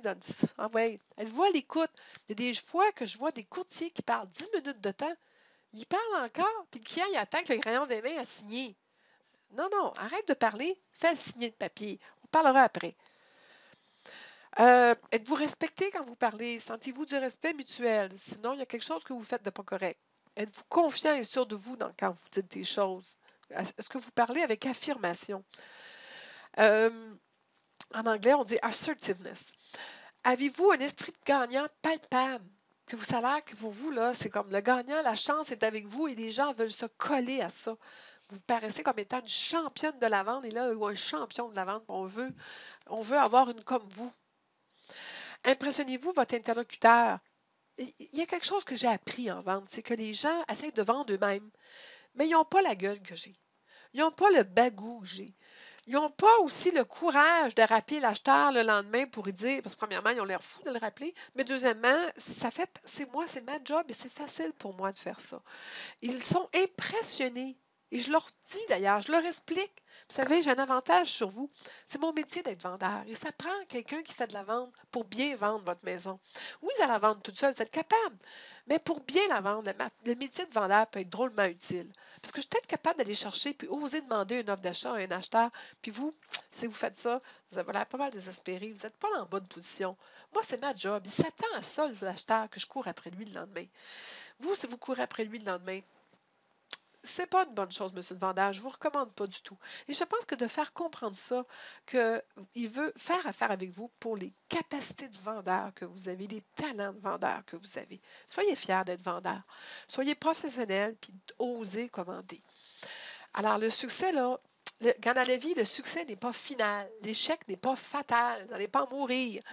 Mais c'est le courage de continuer qui compte. Et pourquoi? Parce que les suivis. Des fois, les gens disent ah non, c'est des grands insécures, ou ils veulent en rencontrer un autre. Combien de fois j'ai fait du suivi, mais très serré? C'est style, je l'appelle le lendemain matin. Ah, j'ai oublié de vous dire telle affaire. Savez-vous qu'il y avait ça, ça, ça, ça? Puis, ah, je viens d'avoir l'information, il y a une nouvelle maison à vendre. Trouvez-vous un prétexte, mais rappelez-le rapidement. Souvent, c'est là qu'ils vont vous dire, ben oui, oui, savez-vous, ma femme et moi, on en a parlé, on va vous prendre. Yes. Si je n'avais pas appelé le matin, quand il s'est commis à me dire qu'il était pour me prendre, toute la journée, il rentre au bureau, il raconte son histoire, quatre bonnes personnes, bons amis, lui réfèrent des courtiers, et là, vous l'appelez le soir, et savez-vous quoi? Ah, ben je vais rencontrer d'autres, là. Alors, les suivis, là, c'est tout de suite, c'est vite, c'est urgent. Vous ne les faites pas assez serrés, vos suivis, vous ne les faites pas assez vite, à mon goût. Alors, aussi de suivi écrit, hein? Merci de vous avoir rencontré dans le lendemain, dans la boîte à lettres, avec des cartes d'affaires. C'est la moindre des choses, un petit mot écrit à la main. Ou comme ça, mais signé au moins à la main. Je sais qu'il y en a qui disent, je ne veux pas aller trop vite. Catherine, moi je suis convaincue, c'est cute, Catherine. Merci. Conseil et mot succès, vite, vite, savoir dire non à une inscription trop élevée, à un client qu'on sent une incompatibilité, antipathie, manque de confiance. Vous allez vous battre du jour 1 jusqu'au jour Z. C'est désagréable de travailler avec un client désagréable. Vous n'avez pas besoin de ça parce qu'un client désagréable va prendre 90% de votre énergie et pendant que vous travaillez avec lui, vous n'êtes pas en train de servir 10 bons clients. Et ça, là, j'y tiens mordicus. Quand j'ai appris cette leçon-là, plus jamais j'ai travaillé avec des gens qui étaient désagréables. Et encore maintenant, j'aime mieux annuler un contrat que de travailler avec quelqu'un qui est désagréable. Parce que honnêtement, moi, là, on fait tout pour nos clients. Vous savez comment vous êtes dédié pour vos clients, comment vous vous en faites, que vous ne dormez pas la nuit, que vous avez hâte de vendre leur propriété. Quand, en plus de ça, sur le top de ça, ils se mettent désagréables, on ne mérite vraiment pas ça. Alors, mettez-vous des barrières acceptables ou inacceptables. Puis travaillez, puis gardez vos standards, vos qualités puis vos standards. C'est bien important. Dites non à une tentative de faire baisser votre taux de rétribution. C'est bien de valeur. Vous ne baissez pas son salaire, lui. Puis votre salaire, c'est votre salaire. Puis on ne peut pas baisser. Parce que le 1% que vous allez perdre, c'est votre profit puis c'est votre voyage dans le sud à la fin de l'année. Alors, on n'y est pas avec ça. Puis faites-lui clairement comprendre. On n'a pas les moyens de baisser notre commission. 1%, c'est énorme. Faites enlever 1% de votre année, vous allez voir, c'est exactement les cadeaux de Noël, les voyages dans le sud, les surplus que vous avez besoin. À l'illégalité, j'ai encore quelqu'un qui m'a appelé l'autre fois en catastrophe. Oh, mon client va faire de payer en dessous de la table. Non, plus de non-jour. Tout ça, c'est commission Charbonneau, une réputation détruite. Je connais plein de courtiers qui ont disparu parce qu'ils ont été leur réputation détruite. Les gens sont toujours bien fins. Oui, oui, je te donne ma parole. Le problème, c'est qu'après ça, il y a le notaire, il y a d'autres intervenants qui annoncent, c'est public une vente. C'est facile après ça de trouver que quelqu'un a été pris dans ce vente-là puis de savoir c'est qui. Puis quand ils sont dans le trouble puis dans la merde, première chose qu'ils font, ils disent ah, mais mon courtier, monsieur un tel. Vous êtes pris les deux pieds dans le trouble. Alors, on oublie ça.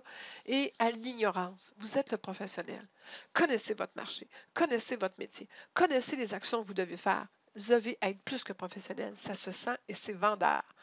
J'ai beaucoup aimé Pierre Falardeau. Si tu te couches, ils vont te piler dessus. Si tu restes debout et tu résistes, ils vont te haïr, mais ils vont t'appeler monsieur.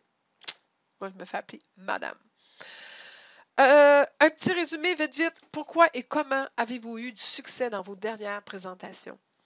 Pour reproduire un succès, là, il faut connaître vos bons coups. Moi, j'ai adoré cette phrase-là. Là. Ça veut dire que qu'est-ce que vous avez fait bien, recommencez-le. qualité de vos dires, le temps que ça a pris. Parce que c'était vraiment court. Plus c'est court, mieux c'est. Les gens ne veulent pas vous avoir 3 heures, puis ils ne veulent pas avoir à vous sortir parce qu'ils sont épuisés de vous entendre. Engagement, fluidité, ça coulait, c'était facile. Je passais d'une étape à l'autre. Là, j'ai donné de crayon, il a signé. Ting, bang, youpi, c'est ça qu'on veut. Convaincu, convaincant. Est-ce que vous étiez vraiment dans cet état d'esprit-là tellement incroyable, comme je suis aujourd'hui? Y a-t-il autre chose? Faites votre auto-analyse. Qu'est-ce que vous faites de bien? Qu'est-ce que vous ne faites pas de bien? C'est peut-être le temps de vous poser ces questions-là. Et, juste vite, Club Autosuccès, vous allez avoir cette formation-là quelque part d'ici les fêtes, ou probablement peut-être plus même après les fêtes. Je vais la publier, la mettre dans le Club Autosuccès si vous voulez la revoir. Parce que je sais que je parlais vite, je sais que les slides parlaient vite. J'avais naturellement, comme d'habitude, trop de matériel. Je veux tellement tout vous apprendre, tout vous montrer. Puis j'ai une période de questions qui s'en vient. Mais dans ce club-là, tous mes autres webinaires sont là. 17$ par mois. Franchement, là, si vous ne pouvez pas vous permettre ça, lâchez le métier. Période de questions. S'il vous plaît, soumettre des vraies questions. Aucun cas personnel pertinent au sujet d'aujourd'hui seulement. Parce que si vous voulez me poser des questions, des objections, par exemple, écoutez, je vous le dis, il y en a un autre, je l'ai fait, puis il y a du monde qui sont là, sa ligne, qui l'ont entendu. On ne veut pas réentendre la même chose. On parle vraiment de présentation. Se rappeler que vous êtes enregistré, les questions aussi. Alors, faites attention à comment vous vous exprimez, parce que c'est publié publiquement après. Et pour toute question qui sera en privé, mon courriel est là, le téléphone aussi est pas loin, par mon site web. Ça va me faire plaisir. Je vais ouvrir les lignes à tous. Là, ça risque de faire de la cacophonie. Hey, misère. Est-ce que quelqu'un pourrait... Bon, on va faire autre chose. Est-ce que quelqu'un pourrait écrire dans le chat, j'ai une question, et là, je vais seulement ouvrir cette ligne-là pour pas qu'on ait de cacophonie. Est-ce que ça serait une bonne façon de faire? Ou je vais passer tout le monde un après l'autre? Bon, en attendant que quelqu'un se décide à me faire signe, Annie Léveillé, as-tu une question? On t'écoute.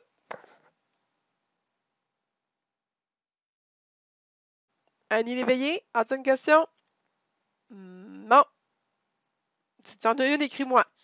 Catherine Desmonts, as-tu une question?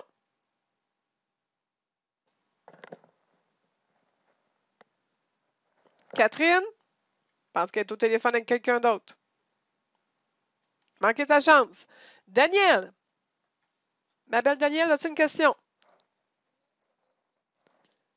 C'était trop clair? C'était trop bien? T'as-tu répondu à tes questions? T'as répondu à toutes? Est-ce que tu te vois faire ça?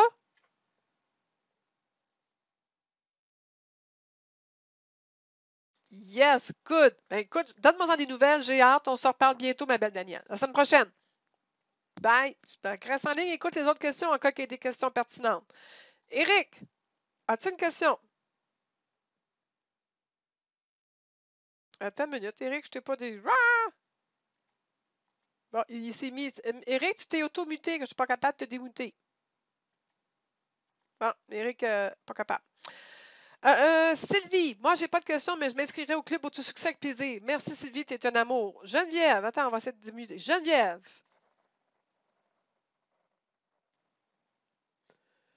Est-ce que ça ressemble? As-tu été confortable avec ça? Ça ressemble-tu un peu à ce que tu avais déjà appris? Qu'est-ce que tu fais toi-même?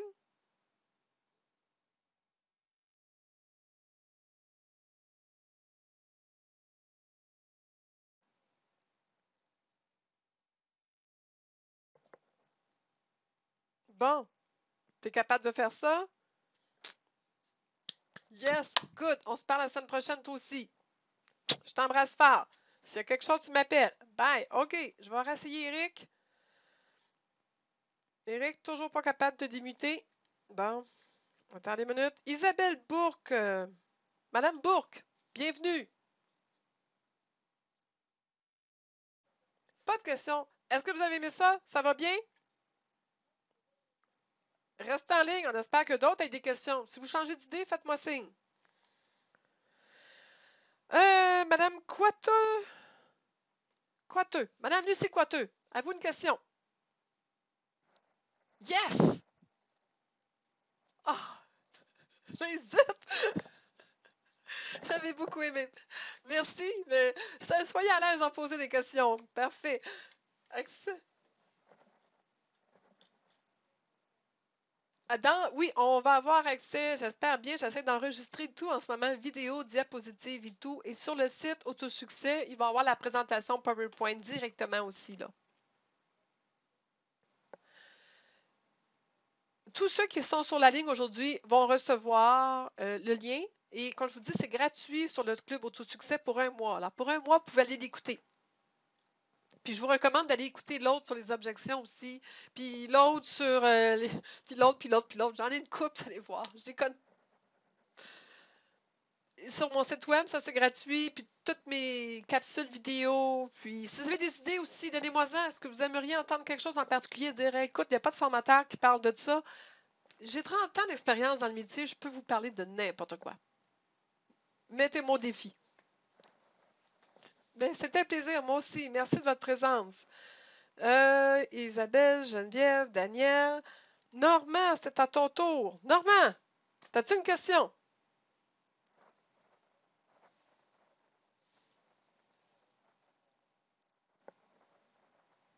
Oui?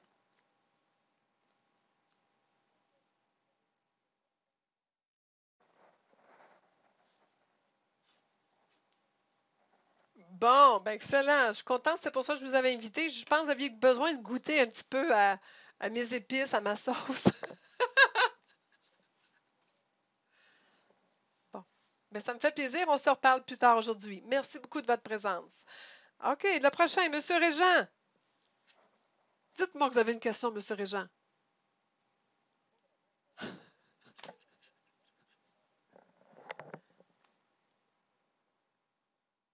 Oui.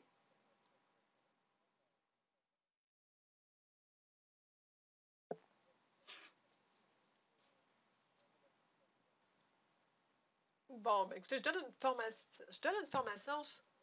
Oui, bon, je vous interromps, je m'excuse, mais je donne une formation au mois de janvier sur la sollicitation. Je vous recommande fortement de venir. C'est une journée entière en classe. On apprend à travailler les fameuses questions clés et vous allez avoir énormément de plaisir. Ça va être aussi facile que faire une présentation. Vous allez avoir du plaisir à faire la sollicitation. Ça s'appelle... Oui, good. Prospection, mais oui, mais si on peut en avoir plus, tant mieux. Prospection sans douleur, le titre. Parfait? Excellent, merci beaucoup. OK, Monsieur Régent, il m'en reste encore. Il y avait bien du monde aujourd'hui. Ah, Sylvie, je ne sais pas. Sylvie, est-ce que tu m'avais dit que tu avais une question? Je pense que tu m'as écrit un petit mot. Oui, elle a posé tantôt. Bon. Yannick, Monsieur Laporte, avez-vous... Ah, bonjour.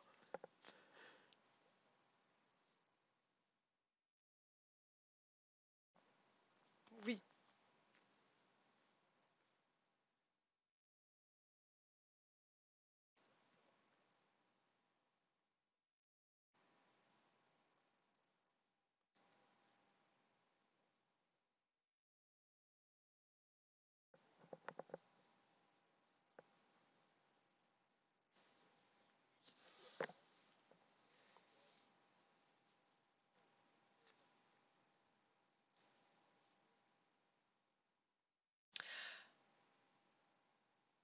C'est une approche... C'est un couteau à deux tranchants. C'est que ça a l'air à dire, je suis négociable. Ça veut dire que tantôt, quand on va vendre votre propriété, monsieur le vendeur, vous dites que votre prix est ferme, c'est important pour vous leur prix. C'est important leur prix. Hein? Puis là, je n'irai pas en bas de ça. Puis je ne veux pas baisser plus que ça. Puis c'est ce dernier prix, ça. Puis tu te souviens, hein, tu sens, tu as fait des ventes, tu sais qu'ils sont un peu avec cette attitude-là. Alors nous, quand on leur démontre qu'on a de la souplesse puis qu'on est négociable, c'est peut-être pas vraiment ce qu'ils veulent entendre. Ils veulent peut-être au contraire entendre dire non, non, c'est avec ferme. Puis vous savez, monsieur le vendeur, je vais défendre le prix de votre propriété avec autant d'ardeur que je défends ma rétribution. Alors, ça peut être bien pris. On sait qu'après, rendu à la négociation, quand il y a une offre d'achat, c'est une autre paire de manches, c'est une autre histoire, c'est une autre semaine, c'est une autre journée. À ce moment-là, il y a de la maturité qui a été acquise.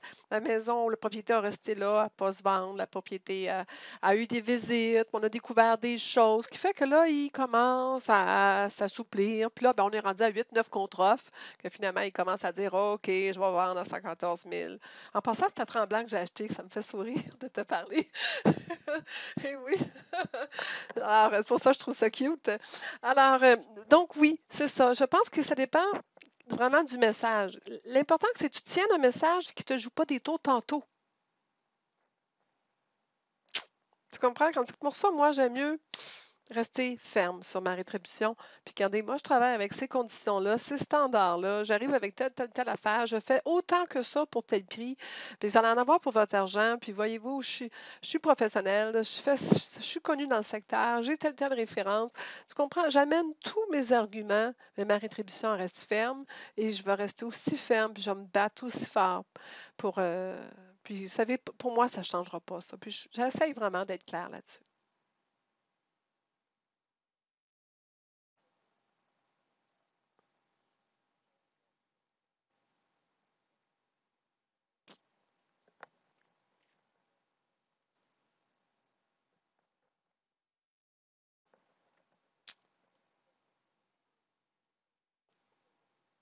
Voilà.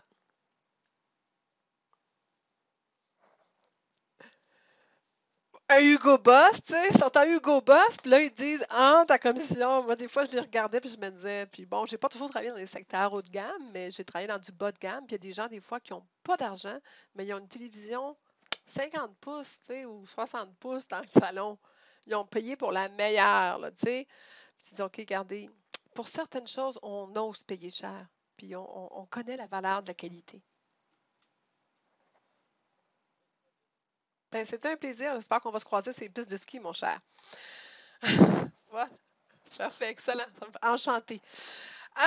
Donc, y a-t-il, je pense que j'ai passé tout le monde. Est-ce qu'il y a du monde que j'ai oublié? Sylvie, Madame Saint-Jacques, vous me dites si on peut réécouter les formations de façon régulière et occasionnelle, ça va être super. Ben, c'est qu'est-ce que j'offre dans le club au tout succès pour 17 par mois? Elles sont tous là. J'essaie de voir si j'ai d'autres personnes. Mais ma question, Eric, son son ne fonctionne pas. Je pense qu'il faut que tu démutes toi-même. Parce que moi, je clique dessus, ça ne démute pas. Alors, il faut que ton côté à toi, sur le petit micro, tu cliques dessus. Je ne comprends pas mon son. Mais ma question est, lorsqu'on fait une présentation, comment prendre le lead de la conversation tout en demeurant dans le respect du client? Comme ton médecin ferait. Je reviens souvent à l'exemple du médecin. À un moment donné, il t'interrompt, puis il dit, là, c'est moi qui parle, puis il parle. Il faut écouter le small chat, puis poser. Écoutons, j'ai deux réponses pour toi. Quand on pose beaucoup de questions, on est celui qui est en contrôle de la conversation. Et en posant une question, on peut répondre, écouter sa question, amener notre point de vue, reposer une question, écouter sa réponse, amener notre point de vue, on pose notre bande, et ainsi de suite. Je pense que ce serait la technique la plus appropriée que je comprends avec la question que tu as. Ça a-tu du sens? Tu me répondras oui ou non. Youps, Eric. Une autre question. Ta fameuse signature, on l'amène quand la signature, à part de dire signer ici? Je l'expliquais tantôt, j'étais claire, on se sert de prétexte, un peu comme la vendeuse qui dit, est-ce qu'on dépose ceci à la caisse? Est-ce qu'on commande le photographe demain? Et là, on prend le crayon, papier, attends une minute, je vais essayer de m'enligner dans l'écran, crayon, papier, et on le dépose, ou on lui met dans la main, ou on lui tend, ou on lui montre ici, c'est ici qu'on signe. Il faut oser le faire. C'est ici qu'on signe. Voilà. Quand vous allez avoir signé ici, quand vous allez avoir à poser votre signature, quand vous allez me donner votre dédicace, inventez ce que vous voulez, mais trouvez une façon de le faire signer. Demandez à répétition de faire signer. Il ne va pas vous mettre dehors à coup de pied dans le derrière. Puis s'il le fait, je veux juste vous dire quelque chose, il n'aurait pas signé de toute façon. Alors, quand il y a un moment qu'il faut le demander, puis il s'attend à ça. Et s'il trouve, ah, t'es pas mal pousseux, vous lui direz, attendez que j'obtienne la signature d'une offre d'achat de votre acheteur. Avec un petit sourire, puis un temps de silence. Il va penser vite, il va réfléchir vite, puis il va dire, ouais, OK, je signe. OK? OK, finalement, monsieur veut signer, mais madame ne veut pas. On règle ça comment? Le truc du verre d'eau. J'espère que les gens ne sont pas partis, vous êtes encore sur la ligne. Je vous ai oublié de parler le truc du verre d'eau. À un moment donné, il faut leur donner de l'air. Il faut leur donner une chance de se parler. Alors souvent, c'est à ce moment-là que je leur dis, « Ah, mon Dieu, que j'ai soif, je prendrais bien un verre d'eau. » Mais permettez-vous, et je vais dans la cuisine, je fouille dans les armoires, je me trouve un verre d'eau, ou je demande à madame de m'en chercher un, mais là, j'ai un coup de téléphone à faire. Je peux aller dans le sous-sol quelques minutes, je descends dans le sous-sol. Je vais vous dire que ces trucs-là, je les utilisais dans les offres d'achat aussi. Pendant la négociation d'une offre d'achat, je leur laissais un peu de temps à eux. Je leur disais, voulez-vous aller dans votre chambre en haut quelques minutes, allez vous parler. Ça avait peut-être des choses, puis revenez-moi, je vais vous attendre. Je leur donnais cette chance-là. C'est à vous de leur donner ce moment-là. Si j'étais au bureau, je sortais du bureau quelques minutes, je laissais toute seule à parler, puis je revenais. Des fois, j'attendais qu'ils courent après moi, puis qu'ils viennent me chercher. C'était drôle. Y a-t-il d'autres questions? Ah, OK. Quand un client dit, avec la présentation, qu'il veut 24 heures de délai, même après les arguments positifs, tu fais quoi? Monsieur le vendeur, pourquoi vous voulez attendre 24 heures? Qu'est-ce qui vous tracasse encore? Ou qu'est-ce qui est important? Y a-t-il quelque chose que vous devez faire d'ici les 24 heures qui expliquerait pourquoi on ne commencerait pas à mettre votre propriété à vendre immédiatement?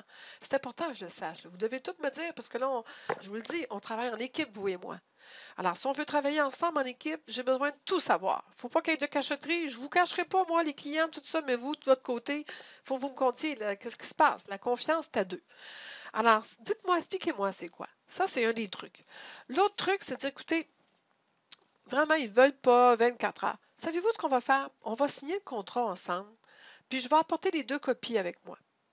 Et demain matin, prenez 24 heures, puis si vous décidez que c'est correct, je vais revenir vous mettre votre copie dans la boîte à lettres ou je vais venir l'apporter en main propre. À ce moment-là, ça partira. Si dans 24 heures, vous m'appelez parce que vous paniquez, il y a quelque chose qui se passe, vous m'appelez, je déchire le contrat. Vous savez, un contrat est bon quand les deux parties ont un double du contrat. Alors, pour que le contrat soit bon, je dois vous donner le double du contrat. Alors, voici comment je procède.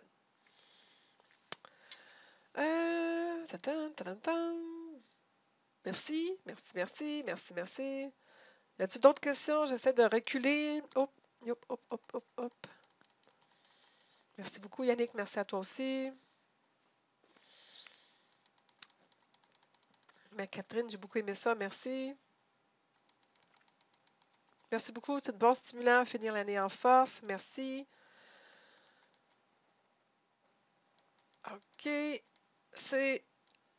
Écoute, il est 3 heures. Est-ce qu'il y a une dernière question? Quelqu'un me fait un signe? Sinon, je vais fermer ça avec ça. Alors, allez voir le Club Autosuccès. Allez voir mon calendrier d'événements. En janvier, je recommence les formations. Il me reste, que je pense, 1 ou 2 places pour le coaching qui commence. Là, j'en ai un qui commence cette semaine et j'en ai un. Je ne sais pas, j'en ai 1 ou 2 en janvier. Mais j'en ai beaucoup qui ont renouvelé et qui reviennent. Alors, dépêchez-vous si ça vous intéresse. N'importe quoi, pour ceux qui sont en coaching avec moi, je suis, même si dans le temps des fêtes, vous êtes en vacances, moi je ne le suis pas, je suis toujours disponible. Dans la mesure du possible, je vais répondre à vos appels. Mon cellulaire est toujours ouvert pour vous. Et ceux qui ne sont pas en coaching, j'espère que vous allez prendre la décision, vous allez vous offrir ce cadeau-là en 2014. Alors, je vous embrasse. C'est ma dernière de l'année pour 2013. Je vous souhaite des joyeuses fêtes et que vous ayez plein de succès en 2014, prospérité, sérénité et plaisir de vente et être fier de ce que vous faites, que vous ayez de la passion et de l'amour dans votre vie. Alors, je vous embrasse tous, puis un gros, gros, gros, gros merci et à bientôt. Je